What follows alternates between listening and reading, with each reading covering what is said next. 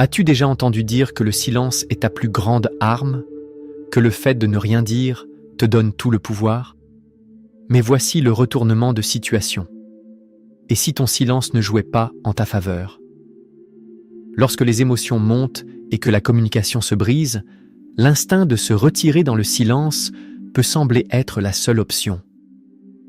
Mais que dirais-tu si je te disais qu'il existe une meilleure manière, quelque chose qui non seulement protège ta paix, mais renforce aussi ta position dans son esprit? Dans cette vidéo, nous allons explorer ce que tu peux faire de mieux que de simplement rester silencieux. Ensemble, nous découvrirons une approche stoïcienne, une philosophie intemporelle qui te guidera pour agir avec sagesse, patience et détermination, dans les moments où le silence seul ne suffit pas.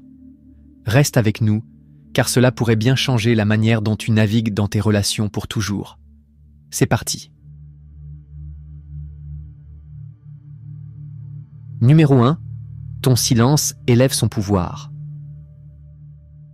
On t'a dit qu'en ne disant rien, tu la ferais te manquer, remettre en question ses décisions ou regretter de t'avoir laissé partir. Mais voici une vérité difficile à entendre. Ton silence n'est pas aussi puissant que tu le penses. En fait, si tu n'es pas prudent, il travaille contre toi. Au lieu de créer du mystère, ton silence élève son trône et renforce son sentiment de contrôle. Laisse-moi expliquer.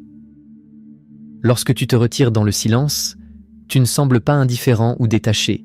Elle voit à travers cela. Ton silence ne crie pas mystère, il murmure désir. Elle sait exactement ce qui se passe. Tu suranalyses les conversations passées, rejouant chaque détail dans ton esprit, espérant que ton absence déclenchera quelque chose en elle. Tu imagines des scénarios où elle réalise enfin ce qu'elle a perdu. Mais voici le hic. Elle n'est pas confuse. Elle est rassurée. Ton silence lui dit qu'elle est toujours au centre de ton attention, la reine de tes pensées.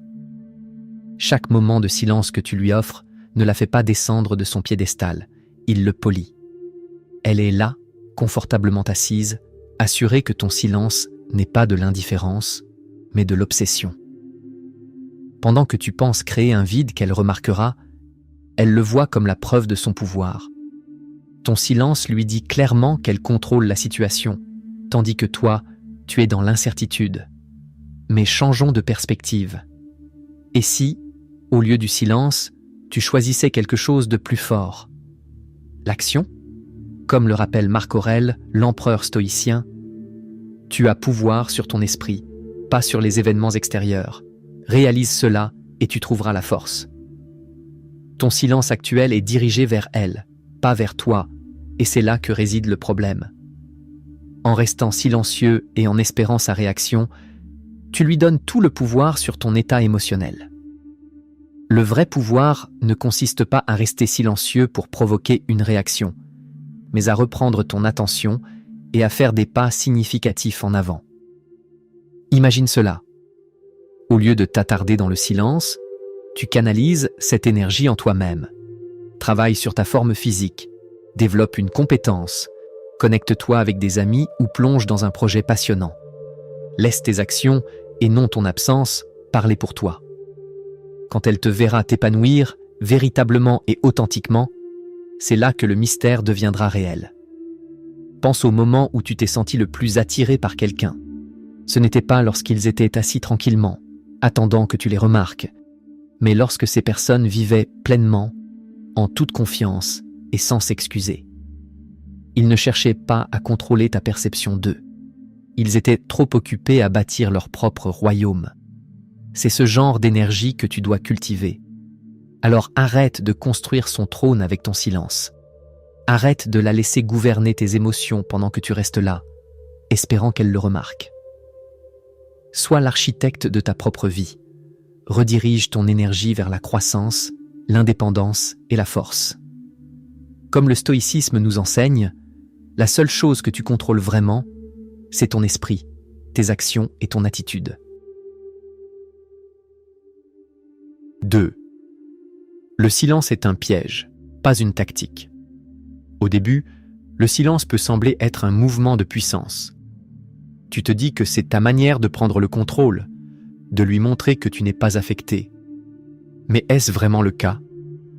Souvent, le silence n'est pas la déclaration forte et indépendante que l'on croit. Au lieu de te libérer, il te garde silencieusement bloqué. Tu penses t'être éloigné de la situation, mais en réalité, tu es toujours lié à elle, rejouant d'anciennes conversations, espérant qu'elle remarque ton absence, attendant qu'elle te manque. Voici la vérité. Le silence n'est pas une rupture nette, ce n'est pas une fermeture, c'est un limbe émotionnel. Pendant que tu es là, à curer soigneusement ton silence, elle vit sa vie. Elle ne fait pas les 100 pas en se demandant pourquoi tu es devenu silencieux. Elle avance.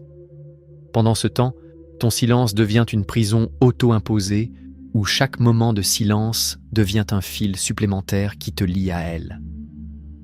Pense à cela. As-tu déjà gardé le silence, non pas parce que tu en avais vraiment terminé, mais parce que tu voulais qu'elle te poursuive, que tu voulais qu'elle ressente le poids de ton absence? Mais que se passe-t-il lorsqu'elle ne réagit pas? Que se passe-t-il lorsque le silence est accueilli par de l'indifférence? C'est le piège. Ce n'est pas de la puissance, c'est de l'espoir déguisé en force, et cela te garde enfermé dans un jeu d'attente que tu ne peux pas gagner. Et voici la vérité difficile. Si ton silence est une tactique, un coup sur l'échiquier émotionnel, alors tu es toujours dans le jeu. Mais que se passe-t-il si elle a déjà quitté l'échiquier? Et si le jeu s'était terminé bien avant que tu ne t'en rendes compte? Maintenant, réfléchis à ceci. À quoi ressemble réellement le lâcher-prise? Ce n'est pas une question d'être bruyant ou de confronter quelqu'un, ni de couper quelqu'un de manière calculée. Lâcher-prise est un changement interne, silencieux. C'est choisir de libérer le poids émotionnel que tu portes, non pas pour elle, mais pour toi-même. Imagine cela. Tu es resté silencieux après une dispute, en attendant qu'elle revienne vers toi, en attendant qu'elle te contacte. Les jours deviennent des semaines et tu te dis que tu tiens bon, mais au fond, tu vérifies ton téléphone en attendant cette notification. Ce n'est pas la liberté, c'est de la captivité émotionnelle. Voici comment tu peux faire mieux. Laisse ton silence refléter la paix, pas la douleur. Au lieu de rester silencieux, te demandant quand elle remarquera ton absence, demande-toi pourquoi cela compte autant pour toi. Cherches-tu une validation? Utilises-tu le silence comme un moyen de t'accrocher ou es-tu prêt à te libérer de ce cycle émotionnel? Lâcher prise ne signifie pas que tu cesses de te soucier, cela signifie que tu arrêtes d'espérer un résultat spécifique. Tu arrêtes d'attendre qu'elle remarque, qu'elle te contacte, qu'elle te manque. Tu reprends l'énergie que tu as versée en elle et la rediriges vers toi-même. C'est le pouvoir du détachement, c'est la liberté dont parle le stoïcisme. Alors demande-toi, ton silence te sert-il vraiment ou te garde-t-il prisonnier? L'utilises-tu comme un outil de manipulation ou es-tu prêt à l'utiliser comme un moment pour faire une pause, réfléchir et grandir? La véritable liberté ne se trouve pas dans l'attente de quelqu'un, mais dans le courage d'avancer sans cette personne. C'est ainsi que tu fais mieux, c'est ainsi que tu t'élèves.